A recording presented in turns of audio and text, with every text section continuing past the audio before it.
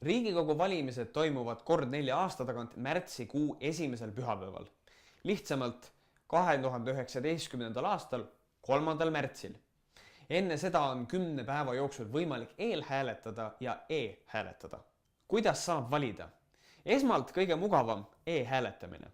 E-hääletamiseks vajad sa ID-kaarti või siis mobiil-ID-d, oma ID-kaardi PIN-koode, arvutit ning nutiseadet, millega oma häält kontrollida. Vaatamata erinevatele arvamustele on e-hääletamine tegelikult ka lihtne ja ka turvaline. Teine variant on minna valimisjaoskonda. Viimastel valimistel oli üle Eesti kokku 547 valimisjaoskonda, mis teeb siis keskmiselt 45 jaoskonda ühe valimisringkonna kohta. Eelhääletamise ajal saad anda oma hääle näiteks mõnes maakonnakeskuses. Jaoskonna määramine toimub sinu registreeritud elukohta arvestades. Kui sa oled registreeritud elama näiteks Raplasse, aga koolis käid Tallinnas, siis saad hääletada ning valida Harju ja Raplamaa ringkonnas. See, mis piirkonda sa oled sisse kirjutatud, tingib ka selle, kelle poolt sa saad valida.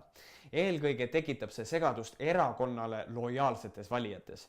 Näiteks on olnud juhuseid, kus Põhja-Tallinna valijad on pahased, kuna neile meelepärane kandidaat, nimesid nimetamata, aga te kõik teate, kellest ma räägin, on kandideerimas hoopis Lasnamäe piirkonna nimekirjas.